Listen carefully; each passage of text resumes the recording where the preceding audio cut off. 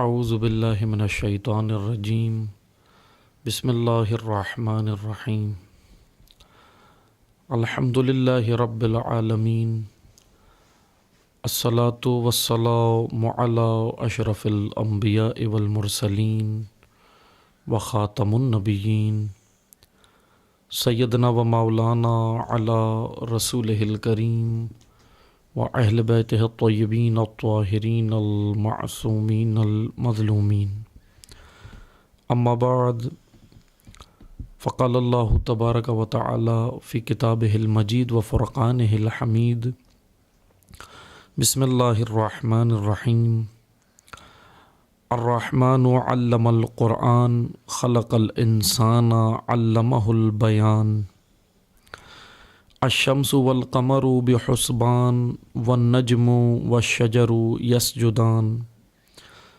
والسماء رفعها ووضع الميزان ألا تطغوا في الميزان وأقيموا الوزن بالقسط ولا تخسروا الميزان والأرض وضعها للأنام فيها فاكهة والنخل ذات الأكمام والحب ذو العصف والریحان فبأي آلاء ربكما تكذبان۔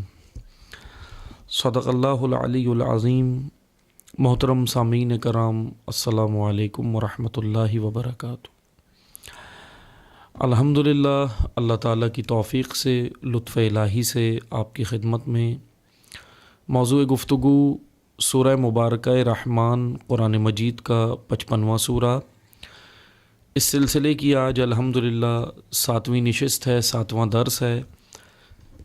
آپ کی خدمت میں انشاءاللہ دیگر مطالب آیات قرآنی سے انشاءاللہ بیان کریں گے۔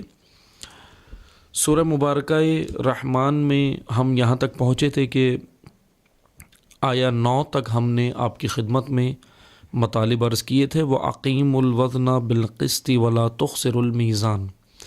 میزان کے عنوان سے ہم نے آپ کی خدمت میں گفتگو کی کہ انسان کی زندگی میں قانون اعتدال بہت ضروری ہے۔ اعتدال کے بغیر انسان نہیں بن پاتا۔ انسان اگر اپنے مقصد خلقت کو حاصل کرنا چاہتا ہے، انسانیت کے درجے پہ پہنچنا چاہتا ہے، تو اسے قانون اعتدال الہی جو اللہ تعالیٰ نے قانون مقرر کیا اس کو اپنانا ہوگا، اور اس کے لیے وجود انسان میں ہی عدالت ضروری ہے۔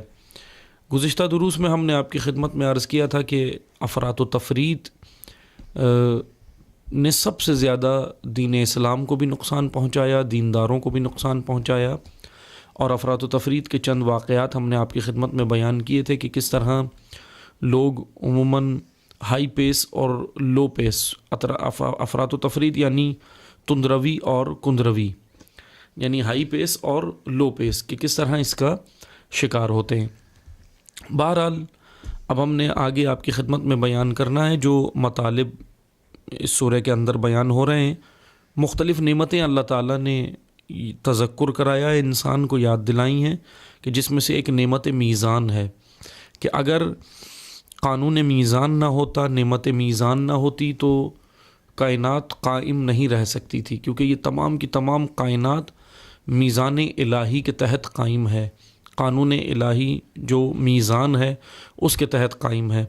اسی طرح ہماری زندگی ہو، ہماری ہم دنیا کے تشریعی معاشرے کے اندر ہوں، یعنی یہ حالیہ معاشرہ جس کے اندر ابھی ہم رہ رہے ہیں، مادی معاشرہ ہو، اس میں بھی ہمیں قانون میزان کی ضرورت ہے۔ میزان کے بغیر انسان زندگی بسر کر نہیں سکتا۔ بہرحال آگے آیات ہیں۔ 10ویں آیت میں اللہ تعالیٰ کا فرمان ہے وَالْأَرْضَ وَضَعَهَا لِلْأَنَامِ، کہ ہم نے لوگوں کے لیے زمین کو خلق کیا۔ وضع، اگر پچھلی آیت میں ہم نے 7ویں آیت میں پڑھا تھا کہ وَالسَّمَاءَ رَفَعَهَا وَوَضَعَ الْمِيزَانَ، کہ ہم نے آسمان کو رفع کیا، بلند کیا۔ اب یہ آیت 10 میں اللہ تعالیٰ کا فرمان ہے وَالْأَرْضَ وَوَضَعَهَا لِلْأَنَامِ، ہم نے زمین کو تمام انام. اب یہاں پر لفظ انام کا استعمال ہوا ہے تو انام سے مراد عوام الناس ہے کہ ہم نے لوگوں کے لیے، بشر کے لیے، انسان کے لیے، بنی آدم کے لیے ہم نے زمین کو کیا کیا؟ وضع، یعنی اس کو زمین کو خلق کیا، زمین کو فراش بنایا. فراش بھی عربی زبان کا لفظ ہے. فرش عربی زبان میں بچھانے کو کہتے ہیں. ہم نے زمین کو بچھا دیا، اللہ تعالیٰ کا فرمان ہے. اور یہ اب یہاں پر نعمت زمین کا ذکر ہو رہا ہے جس کے اوپر ہم زندگی بسر کر رہے ہیں. یعنی گزشتہ آیات میں ہم نے آپ کی خدمت میں بیان کیا تھا کہ کہیں پر اللہ تعالیٰ نے ہمیں جو آج کی زبان میں سائنسدانوں کی زبان میں کہوں، عصری علوم کی زبان میں کہوں، تو گزشتہ آیات میں کچھ آیات جو تھیں وہ ایسٹرو فزکس کے بارے میں تھیں، شمس و قمر کے بارے میں جب آیات آئیں، علم فلکیات کے بارے میں تھیں. اس کے بعد آیات آگے بڑھتے ہوئے نجم و شجر، یعنی یہ کہہ لیں کہ باٹنی کے بارے میں چند آیات آئیں. ایک آیت آئی بہرحال. اس کے بعد پھر آسمان کے بارے میں، میزان کے بارے میں. اب جو آیت ہے وہ جیولوجی کے بارے میں ہے، یعنی زمین کے بارے میں ہے. پھر آگے آیات پھر دوبارہ باٹنی اور نباتات اور ان چیزوں کے بارے میں آگے آیات پھر ہیں، اس کو بھی ہم انشاءاللہ وضاحت کریں گے. یہاں پہلے ہم اس کی وضاحت کریں کہ زمین اتنی بڑی نعمت الہی ہے، نعمت خدا ہے کہ ہم اگر اپنے اطراف میں دیکھیں، سب سے بڑی، یعنی ہم نعمتوں کو شمار بھی نہیں کر سکتے. جیسا میں نے ائمہ کی احادیث سے آپ کی خدمت میں عرض کیا تھا کہ امیر المومنین علیہ السلام فرما رہے ہیں کہ اگر آدون نعمتیں گننے والے بھی، اے پروردگارہ، اگر تیری نعمتوں کو گننے بیٹھ جائیں تب بھی تیری نعمتوں کو شمار نہیں کر سکتے. اسی طرح زمین کا ذکر ہوتا ہے. زمین کیا ہے؟ زمین کہ جس کے اوپر ہم رہ رہے ہیں، ارض، جس کے بارے میں ایک حدیث ہے. حضرت امام علی ابن الحسین زین العابدین علیہ الصلوۃ والسلام نے بڑے خوبصورت جملے کہے مناجات کے اندر، اپنی نعمتوں کا ذکر کیا، اور اس کے اندر ایک جملہ کہا کہ پروردگارہ، میں تیری اس نعمت کا شکر ادا کیسے کروں کہ تو نے زمین کو میرے لیے مسخر کیا ہے. یعنی کیسا مسخر کیا ہے کہ زمین کو میں تسخیر کر رہا ہوں. کیسے تسخیر کر رہا ہوں؟ بہت خوبصورت جملات ہیں. اس طرح کہ تو نے زمین کو ہمارے لیے اس طرح بنایا.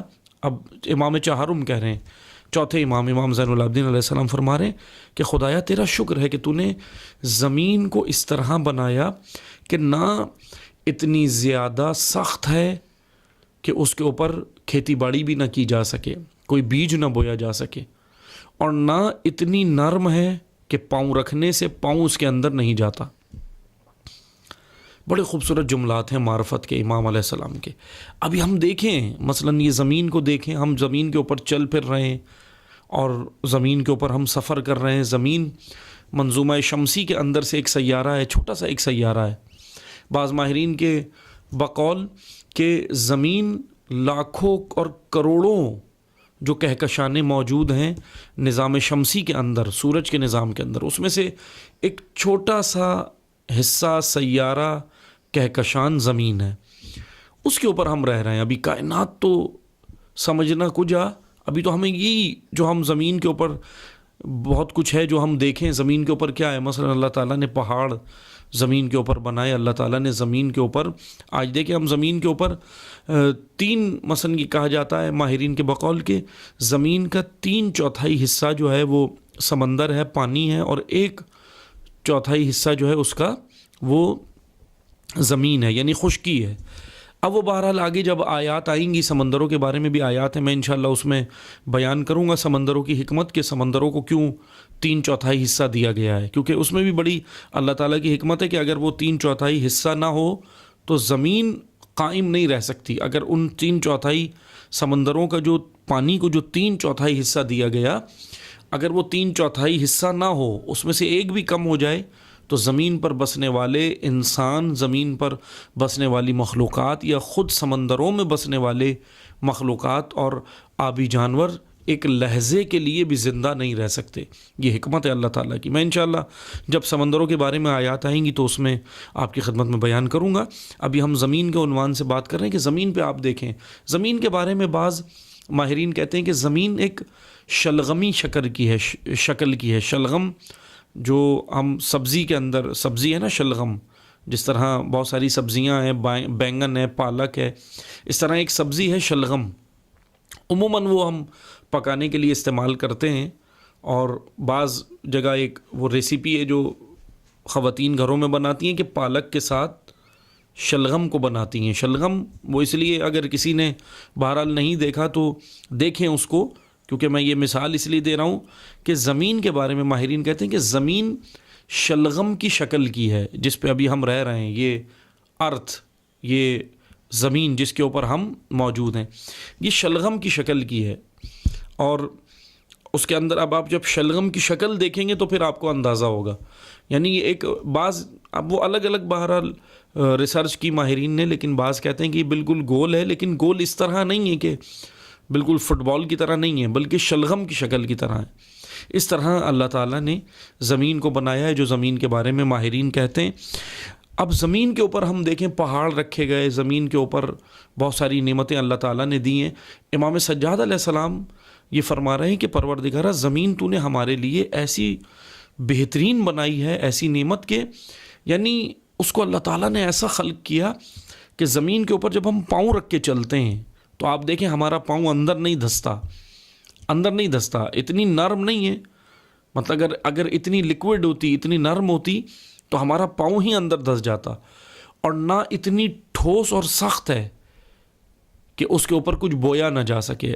اب آپ دیکھیں نباتات، دیکھیں جا کر، دیکھیں اللہ کی زمین پہ. اور اللہ تعالیٰ نے کہا بھی ہے سیرو فی الارض، قرآن کریم کا کہنا ہے کہ نکلو زمین کے اوپر نکلو. سیرو سیر یعنی جاؤ، دیکھو. سیر سے مراد چلنے کا حکم ہے. سیر عربی زبان میں چلنے کو کہتے ہیں. بے جا اور بے مقصد تفریح کو سیر نہیں کہتے، بلکہ ایک با مقصد ہدف کے لیے چلنے کو سیر کہتے ہیں عربی زبان میں. اللہ تعالیٰ نے کہا کہ سیرو فی الارض، سیرو فی الارض، جاؤ زمین کے اوپر نکلو، چلو پھرو، دیکھو کہ اللہ تعالیٰ نے تمہارے لیے کیا رکھا ہے. یہی چرند پرند، یہی کہکشانے، یہی ساری جو ہے وہ فصلیں، یہی باغات، یہی درخت، ان کے اندر بہرحال حکمتیں ہیں. یہ سب زمین کے اوپر ہیں. اسی زمین کے اوپر پہاڑ ہیں. اب ہم یہ کہتے ہیں پہاڑ، ہمیں عجیب سی چیز لگتی ہے کہ یہ پہاڑ کیوں ہیں، پہاڑ کیوں خلق ہوئے ہیں، پہاڑوں کا کام کیا ہے، اتنے بڑے جثے اور جسامت والے پہاڑ بس اسی طرح کیا اللہ تعالیٰ نے رکھ دیے ہیں؟ نہ، اس طرح نہیں عزیزان محترم. یہ پہاڑوں کی بھی اپنی ایک حکمت ہے. اب بہت سارے پہاڑوں کے فوائد ہیں، جس میں سے ماہرین جو بیان کرتے ہیں، اس مثلا ماہرین جیولوجی، مجتہدین جیولوجی، اس کے اندر اجتہاد کرنے والے، ریسرچ کرنے والے جیولوجی کے علوم میں، وہ یہ بیان کرتے ہیں کہ پہاڑ اللہ تعالیٰ نے جو رکھے ہیں اس کے اندر بہت سارے پہاڑوں کے فوائد ہیں. جس میں سے ایک مثلا پہاڑ کا فائدہ یہ ہے کہ زمین کی حرکت کو منظم کرتے ہیں. اگر پہاڑ نہ ہو تو زمین کی حرکت منظم نہیں رہے گی. ابھی آپ دیکھیں، ابھی ہم ارتھ کے اوپر ہیں، زمین کے اوپر ہیں. یہ زمین بہت تیزی کے ساتھ گردش کر رہی ہے، بہت تیزی کے ساتھ گھوم رہی ہے. اب زمین کی دو حرکتیں ہیں نا، حرکت وضعی اور حرکت انتقالی. حرکت وضعی اور حرکت انتقالی یعنی ایک حرکت زمین کی خود اپنے مدار میں ہے، اور دوسری حرکت جو مرکزی حرکت زمین کی وہ سورج کے مدار میں ہے. جب زمین اپنے مدار میں حرکت کرتی ہے تو اس سے دن و رات، لیل و یوم، دن و رات، اس طرح جو ہے وہ دن اور رات جو ہے وہ پروان چڑھتے ہیں اور آتے ہیں. جیسے دن ہوتا ہے، رات ہوتی ہے، رات کے بعد دن ہوتا ہے، پھر دن کے بعد رات ہوتی ہے. تو یہ زمین کی حرکتیں اپنی مدار کے گرد جب زمین حرکت کرتی ہے تو اس کے مدار کے گرد حرکت کرنے کے بعد حرکت پیدا ہوتی ہے.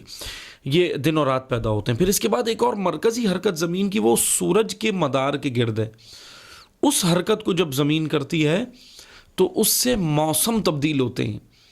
گرمی، سردی، خزاں، بہار، یہ سارے موسم اللہ تعالیٰ نے جو رکھے ہیں یہ سب زمین کی حرکت سے تبدیل ہوتے ہیں اور زمین پر ان حرکتوں، ان موسموں سے انسان فائدہ اٹھاتا ہے۔ اب ان موسموں میں بھی حکمت ہے، بہرحال میں ابھی اس کی زیادہ ڈیٹیل میں نہیں جاتے، بس ہم موضوع سے مربوط رہنے کے لیے مختصر سے یہ کہ ہر موسم کے اندر اللہ تعالیٰ نے ایک کئی خصوصیات رکھی ہیں، اس وجہ سے زمینوں کے اوپر یہ موسم بھی ضروری ہیں، ورنہ اگر یہ موسم نہ ہو تو اس کے بغیر بھی انسان قائم نہیں رہ سکتا زمینوں کے اوپر۔ بہرحال زمین کی حرکت کے لیے ماہرین یہ کہتے ہیں پہاڑ زمین کی حرکت کو منظم کرتے ہیں، کیونکہ اگر یہ پہاڑ نہ ہو تو زمین جس حساب سے حرکت کر رہی ہے تو انسان زمین کے اوپر آباد نہیں ہو سکتے تھے، ٹھہر نہیں سکتے تھے، قدم کو رکھ نہیں سکتے تھے، جما نہیں سکتے تھے،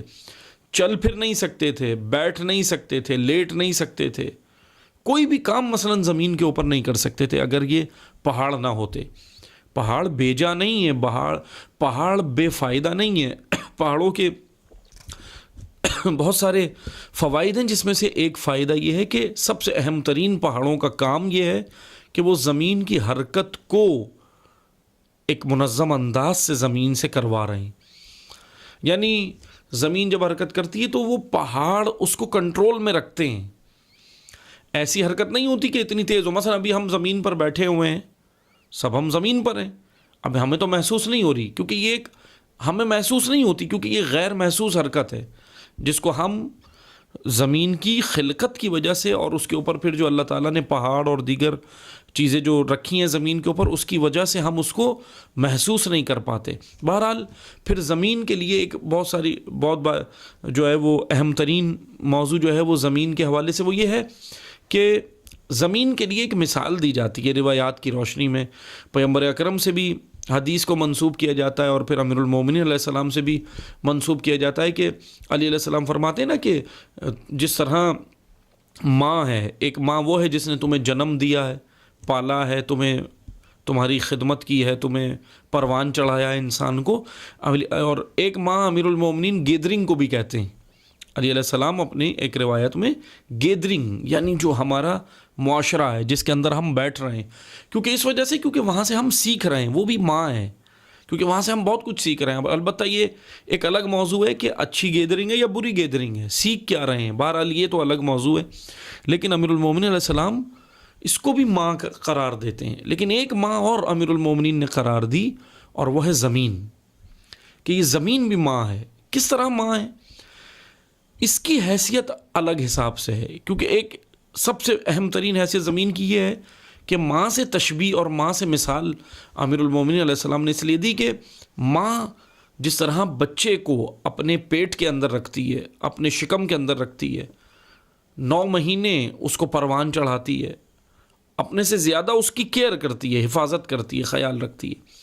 ایک خصوصیت یہ ہے تشبیہ زمین سے دینے کی کہ زمین بھی اسی طرح ہے، کہ ہم سب زمین کی اولادیں ہیں۔ کس طرح کہ زمین کے اوپر رہ رہے ہیں، وہ ایک شفیق اور مہربان ماں کی طرح ہمیں سنبھالے ہوئے۔ یہ ہم مشاہدہ کریں کتنی بڑی نعمت ہے اللہ تعالیٰ کی یہ زمین۔ پھر اس کے بعد ماں جس طرح بچے کو بہت ساری چیزیں فراہم کرتی ہے اس کی گروتھ کے لیے، اس کی پرورش کے لیے، اس کے پروان چڑھنے کے لیے، اسی طرح زمین بھی دے رہی ہے۔ کہ میں حدیث کی وضاحت کروں جو امیر المومنین علیہ السلام کہہ رہے ہیں نا کہ زمین ماں کی طرح ہے۔ کیوں ہے؟ کیونکہ یہ ہمیں بہت کچھ فراہم کر رہی ہے، ہماری غذا، خصوصاً ہم یہ دیکھیں کہ کتنی ساری معدنیات یہ سب کہاں سے آ رہی ہیں، پیٹرولیم ہے، گیسز ہیں، دیگر اناج ہے، گندم ہے، جتنے بھی اناج ہیں، یعنی جو بھی کھانے پینے کی اشیاء ہیں بدن انسان کے لیے، زندہ رہنے کے لیے، اور نہ صرف انسان، یہ زمین تو دیگر مخلوقات کو، جانوروں کے لیے بھی، نباتات کے لیے بھی بہت کچھ اپنے اندر سے فراہم کر رہی ہے، کیونکہ اللہ تعالیٰ نے ساری معدنیات اسی زمین کے اندر رکھی ہیں۔ اس کی خلقت اس طرح کی ہے کہ اس کے اندر رکھ دیا ہے۔ اب آپ دیکھیں، مثلا میں آپ کو مثال دیتا ہوں نا، کسان کیا کرتا ہے؟ زمین کے اندر بیج کو ڈالتا ہے۔ کسان کرتا کیا ہے؟ کسان بیج کو صرف ڈال دیتا ہے، کسان پروان نہیں چڑھاتا۔ کون ہے جو پروان چڑھا رہا ہے؟ وہ ذات حق ہے۔ زمین اس بیج کو اللہ تعالیٰ نے زمین کے ذمے رکھی ہے، یہ ذمہ داری، یعنی اس ارتھ کے ذمے رکھی ہے. جیسے ہی وہ بیج اس کے اندر جاتا ہے، اس کے شکم میں جاتا ہے، اس کے رحم و پیٹ کے اندر یہ جیسے ہی وہ بیج جاتا ہے، اب زمین اپنا کام کرنا شروع کرتی ہے. زمین اس کو پرورش کرنا شروع کرتی ہے. وہ بیج خوشہ بنتا ہے، کومپل بنتا ہے، درخت پودا بنتا ہے، درخت بنتا ہے، پھر ہمیں بہت ساری نعمتیں دیتا ہے. اسی طرح اور فصلیں ہیں جتنی ہم دیکھیں، زمین یہ سارے کام کر رہی ہے. سب سے بڑا کردار اس میں زمین کا ہے. اگر یہ زمین نہ ہو تو یہ کوئی بھی چیز پروان نہیں چڑھ پائے گی، کوئی بھی نباتات زندہ نہیں رہ سکتا، کوئی حیوان، کوئی انسان، یعنی تمام مخلوقات کا دار و مدار جو ہے وہ زمین کے اوپر ہے، انحصار زمین کے اوپر ہے. اب زمین اور کیا کرتی ہے؟ اندر اپنے بہت ساری معدنیات ہے، گیسز ہیں، پیٹرول ہے، دیگر معدنیات ہیں جو اس کے اندر موجود ہیں. یہ سب انسان اسی سے تو لے رہا ہے. مثلا جب ابھی آپ دیکھتے ہیں نا کہ ایک چیز اور میں یہاں وضاحت کرتا چلوں، ہم عموماً دیکھتے ہیں کہ زمین پہ زلزلہ آتا ہے. اب یہاں میں اس کی وضاحت کر دوں، یہ زلزلے کیوں آتے ہیں؟ سوال یہ بنتا ہے نا کہ بھئی یہ زلزلہ کیوں آتا ہے؟ اس سے اتنے نقصان ہو جاتے ہیں، انسانوں کے جانی نقصان ہوتے ہیں، مالی نقصان ہوتے ہیں، بہت زیادہ نقصان انسان کو اٹھانا پڑتا ہے. یہ زلزلہ آخر آتا ہی کیوں ہے؟ اس کی بھی ایک حکمت ہے. یہ بالکل اس طرح ہے کہ جیسے میں آپ کو ایک مثال دیتا ہوں. آپ لوگوں نے گھروں کے اندر دیکھا ہوگا کہ پریشر کوکر ہوتے ہیں. کوکر کے اندر پکانے کے لیے، جلدی پکانے کے لیے بہت کچھ ڈالا جاتا ہے. اب بہرحال یہ تو معذرت کے ساتھ ابھی تو وہ اثر آ گیا ہے کہ ہم یہ چیزیں گھروں میں، کیونکہ کھانا پکنا ہی بند ہو گیا ہے، وہ اکثر کیونکہ باہر سے ہم منگا لیتے ہیں اور پھر معذرت کے ساتھ سارا مثلا ہم نے بازاروں سے خرید کے کھانا اتنا شروع کر دیا، پھر وہ گھر کی خواتین کو بھی، پھر ان کو بھی ٹائم نہیں ہے اتنا کہ وہ بھی پھر کھانا پکائیں، یہ سارے کام کریں. تو بہرحال وہ کیا کرتی ہیں، آپ نے دیکھا ہوگا پہلے خواتین یہ کام کرتی تھیں کہ گھروں کے اندر جب کھانا پکاتی تھی، ہے بہرحال ابھی بھی ہے کچھ گھروں میں جو ہوتا ہے یہ عمل، تو کچن کے اندر، باورچی خانے کے اندر، کچن کے اندر ایک پریشر کوکر بھی رکھا جاتا ہے چولہے کے اوپر کھانے کو جلدی پکانے کے لیے. جیسے ہم نے گوشت پکانا ہے، گوشت کیونکہ گلتا دیر سے ہے آگ کے اوپر، چولہے کے اوپر، جو عام پتیلی کے اندر ہم جو سالن پکاتے ہیں اس کے اندر گوشت ذرا دیر سے گلتا ہے. تو جب جلدی ہوتی ہے تو پھر اس کے لیے کوکر کا استعمال کیا جاتا ہے. وہ کرتا کیا ہے؟ وہ جلدی اشیاء کو پکا دیتا ہے کیونکہ پریشر ہوتا ہے، اس کے اندر پریشر ہوتا ہے، گوشت کو بہت جلدی گلا دیتا ہے بنسبت دیگر برتن کے، دیگر ظرف کے، دیگر ظروف کے. لیکن آپ نے ایک مشاہدہ کریں، آپ نے جنہوں نے نہیں دیکھا میں ان سے مخاطب ہوں، جنہوں نے دیکھا ہے انہوں نے تو بہرحال دیکھا ہے، ان کو میں تذکر دلا رہا ہوں.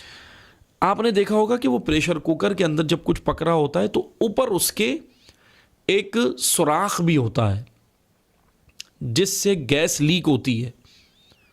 گیسز وہ اندر جو اس کے پریشر ہوتا ہے، کیونکہ پانی ہوتا ہے اور پانی اور گیس سے جو ہے وہ اس کے پریشر سے، پانی جب بھاپ ہوتی ہے، پانی جب گرم ہوتا ہے اندر اس کوکر کے اندر تو اس سے گیس پیدا ہوتی ہے، اور جب گیسز پیدا ہوتی ہیں تو بخارات کے نتیجے میں گیسز پیدا ہوتی ہیں، اور وہ گیس پیدا ہوتی ہے تو اس کو باہر نکلنے کے لیے ایک راستہ چاہیے ہوتا ہے پریشر کوکر کے اندر سے.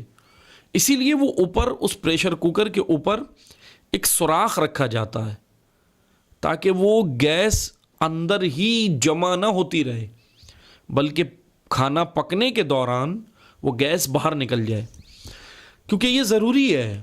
اب بعض جیسے ہم معذرت کے ساتھ، کیونکہ ہم بہت ساری چیزوں کو نہیں جانتے، بس کہہ دیتے ہیں کہ یہ کیا ہے، یہ کیوں رکھا، یہ مثلا یہ فلاں چیز کیوں رکھ دی، اس کی کیا ضرورت تھی، سیدھا بنا دیتے خوبصورت اسٹائل میں اس کا ڈھکن کوکر کا. اب یہ کیوں رکھا سوراخ، اس کی ایک حکمت ہے، اور وہ حکمت یہ ہے کہ اگر وہ سوراخ نہ رکھا جائے تو گیس جو اندر بخارات کی صورت میں بن گئی ہے، وہ کوکر کے اندر سے پریشر جو ہوتا ہے، جو اندر پکنے کا پریشر ہوتا ہے، اشیاء خوردنوش کے لیے جو پکنے کا پریشر اندر ان کے اوپر ہوتا ہے، اس سے وہ گیس پکنے کے بعد باہر نکلتی ہے گیس. اگر یہ اوپر سوراخ نہ رکھا جائے تو جانتے ہیں کیا ہوگا، ایک دھماکہ ہو جائے گا. اور دھماکے سے نقصان ہوگا، کیونکہ اندر گیس بھر جاتی ہے، اس کا باہر نکلنا ضروری ہے. اس لیے دھماکے سے بچنے کے لیے، اس بلاسٹ سے بچنے کے لیے اوپر اس کے سوراخ رکھا جاتا ہے تاکہ گیسز اپنی جگہ بناتی رہیں اور نکلتی رہیں اور وہ شے جلدی تیار ہو جائے. عزیزان محترم، یہ کوکر ہم نے دیکھا، میں نے مثال اس کی اس لیے دی ہے کہ ہو بہو اللہ تعالیٰ نے، اب کوکر تو انسان نے بنایا، لیکن بنایا کیسے؟ زمین کو دیکھ کر. زمین کو دیکھ کر اللہ نے زمین کے اندر معدنیات رکھی ہیں خداوند تبارک و تعالیٰ نے. اب وہ ساری معدنیات پکتی ہیں، گیسز بھی ہیں، معدنیات بھی ہیں، پیٹرولیم بھی ہیں، کیا کیا ہے جو زمین سے نکل رہا ہے، آپ سب جانتے ہیں، دیکھ رہے ہیں. اب وہ جب اندر پک رہی ہیں تو اس کو باہر نکلنے کے لیے پریشر بنتا ہے. اندر زمین کے اندر ایک پریشر ہے، زمین کا ٹیمپریچر، زمین کا درجہ حرارت، زمین کے اوپر رہنے والے اس درجہ حرارت کو محسوس نہیں کر پاتے، اور محسوس کر بھی نہیں سکتے کیونکہ زندہ نہیں رہ سکتے اس درجہ حرارت پر جس درجہ حرارت کے اوپر وہ اشیاء پک رہی ہوتی ہیں، بن رہی ہوتی ہیں. اب ان کو باہر نکلنے کے لیے ایک راستہ بھی چاہیے ہوتا ہے. آپ جو دیکھتے ہیں نا، یہ پہاڑوں کے اوپر لاوے پھٹتے ہیں، وہ لاوا پھٹتا ہے، وہ لاوا پھٹنا ضروری ہے. پہاڑی علاقوں میں لاوے پھٹتے ہیں. اب یہ پہاڑی علاقوں میں جو لوگ رہتے ہیں وہ جانتے ہیں، انہوں نے دیکھا بھی ہوگا، آنکھوں سے دیکھا ہوگا یہ منظر. وہ لاوا پکتا ہے، پھٹتا ہے، باہر نکلتا ہے، پریشر کے ساتھ باہر نکلتا ہے. وہ اس لیے نکلتا ہے کیونکہ زمین کے اندر معدنیات پک رہی ہیں اور ان کی گیسز، ان کے بخارات، ان کا پریشر اندر زمین کے اندر ہے جو زمین اپنے اندر لے رہی ہے. اب وہ پریشر باہر نکلنا ضروری ہوتا ہے، بالکل پریشر کوکر کی طرح. اگر یہ باہر نہ نکلے، لاوا نہ پھٹے، تو تمام زمین پھٹ جائے گی. روئے زمین پر ایک بھی نفر، ایک بھی فرد باقی نہیں رہے گا. اس لیے یہ لاوے کا پھٹنا بہت ضروری ہے. اور پھر اسی کے نتیجے میں زمین کے اوپر زلزلے بھی رونما ہوتے ہیں. اب اس کی حکمت دیکھیں گے، زلزلہ کیوں آتا ہے؟ کیونکہ لاوے کی وجہ سے. لاوا کیوں پکتا ہے؟ کیونکہ وہ گیسز نکلنا ضروری ہے. اگر یہ لاوا نہیں نکلے گا تو ساری زمین تباہ ہو جائے گی. زمین پر کوئی بھی بشر باقی نہیں رہ سکتا، کوئی بھی مخلوق باقی نہیں رہ سکے گی. زمین کہ اس طرح زمین کے اندر معدنیات اور اللہ تعالیٰ نے نعمتیں رکھی ہیں، یہ سب پک رہی ہیں. ایک نظام ہے، ایک سسٹم ہے اللہ تعالیٰ کا، اور یہ اس طرح یہ زمین سے باہر آتی ہیں. لاوا باہر آتا ہے، اور پھر بہرحال وہ لاوا آپ نے دیکھا ہوگا کہ جب وہ سوکھ جاتا ہے تو اس سے پھر وہ کنکر اور ذرات اور ذرے اور یہ ساری چیزیں بھی وجود میں آتی ہیں اس سے. بہرحال ان کی بھی حکمت ہے. امام جعفر صادق علیہ السلام کے شاگرد ہیں مفضل بن عمر جوفی. بڑے خوبصورت انہوں نے سوالات کیے امام صادق علیہ السلام سے. امام کی خدمت میں آئے اور آ کر امام سے یہ سارے سوالات کیے کہ امام یہ بتائیں کہ یہ کس طرح ہوتا ہے، یہ لاوا کیوں پکتا ہے، یہ پہاڑ کیوں ہیں، یہ زمینیں کیوں ہیں، یہ نباتات کیوں ہیں، یہ چاند کیوں، یہ اس کی مطلب حکمتیں کیا ہیں، یہ سب کیا کر رہے ہیں. اور امام علیہ السلام نے بھی بہت ہی حکمت آمیز گفتگو کی ہے، بہت خوبصورت جوابات دیے. ہر ایک چیز کی حکمت بیان کی امام علیہ السلام نے. زمین کے زولوجی کے بارے میں، جانوروں کے بارے میں، نباتات کے بارے میں، باٹنی کے بارے میں، ایسٹرو فزکس کے بارے میں، ایک ایک ذرے کے بارے میں. امام علیہ السلام نے یہ بھی بتایا ذرے کیوں بنتے ہیں، یہ پتھر زمین پر کیوں ہیں، یہ ہجر پتھر ہم سمجھتے ہیں بالکل بیکار سی چیز ہے، اس کی بھی حکمتیں ہیں. یہ بھی اپنے کچھ کام انجام دے رہے ہیں. بس عزیزان محترم، زمین کے اوپر یہ جو پہاڑ ہیں کیا کر رہے ہیں؟ ایک تو پہاڑ اس کی حرکت کو منظم کر رہے ہیں. دوسرا کام کیا کر رہے ہیں؟ دوسرا آپ دیکھتے ہیں نا کہ یہ پہاڑ جب بارش ہوتی ہے، پہاڑی علاقوں میں بارش ہوتی ہے تو پہاڑ اپنے اندر پانی کو جذب کرتے ہیں. یہ پہاڑوں کی خصوصیت اللہ تعالیٰ نے رکھی ہے. پھر پہاڑوں کے اندر اللہ تعالیٰ نے ایک نظام رکھا ہے، جس طرح ہم پائپ لائن بچھاتے ہیں نا پانی کی، کہ پانی کی پائپ لائن بچھاتے ہیں، اس کے اندر سے پانی گزرتا ہوا ہمارے گھروں تک آتا ہے. پھر اسی طرح ہم بعض پائپ لائن گندے پانی کی نکالتے ہیں جو باہر جا کر گٹر کے اندر گرتی ہے.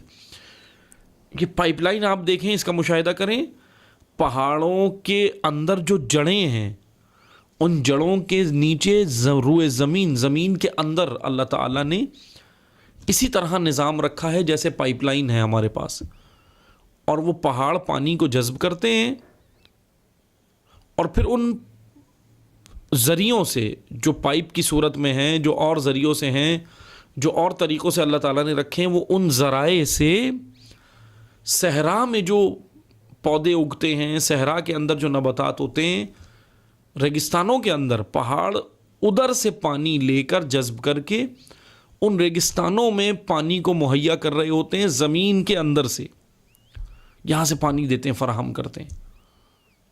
زمین کے اندر بھی پانی ہے نا، مثلا ہم کھدائی کرتے ہیں تو پانی نکل آتا ہے، یہ کہاں سے آتا ہے؟ یہ بعض اوقات پہاڑ اس کو جذب کر کے نیچے زمین کے اندر لے جاتے ہیں۔ اور بھی بہرحال پہاڑوں کی بہت ساری حکمتیں ہیں، لیکن بس ہم موضوع سے مربوط رہنے کے لیے میں نے یہ 2-4 چیزیں عرض کی کہ اللہ تعالیٰ کا فرمان ہے وَالْأَرْضَ وَضَعَهَا لِلْأَنَامِ، اے لوگوں ہم نے تمہارے لیے زمین کو وضع کیا، خلق کیا۔ آؤ دیکھو زمین کے اوپر، سیروا فی الارض، نکلو زمین کے اوپر دیکھو کیا کیا نعمتیں ہیں۔ یہ آیہ 10 تھی۔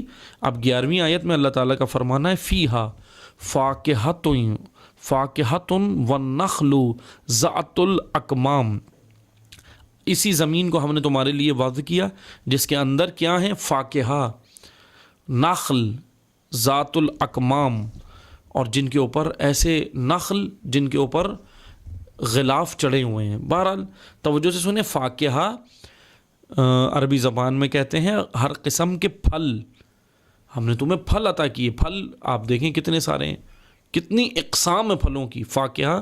پھر آگے اللہ تعالیٰ نے کہا والنخل، پھر تمہیں اس کے بعد اللہ تعالیٰ نے کہا کہ والنخل، اور کھجوروں کے درخت، ذات الاکمام، کے جو غلافوں کے اندر چھپے ہوئے ہیں، غلافوں کے اندر۔ اب توجہ سے سنیں، اللہ تعالیٰ یہاں پر ہمیں امت اسلامیہ توجہ سے سنیں، توجہ کرے، ان آیات میں خدا ہمیں ریسرچ کی دعوت دے رہا ہے کہ آؤ دیکھو اللہ تعالیٰ نے کیا کہا، وَالنَّخْلُ ذَاتُ الْأَكْمَامِ، ایسے کھجوروں کے درخت کہ جو غلافوں میں چھپے ہوئے ہیں۔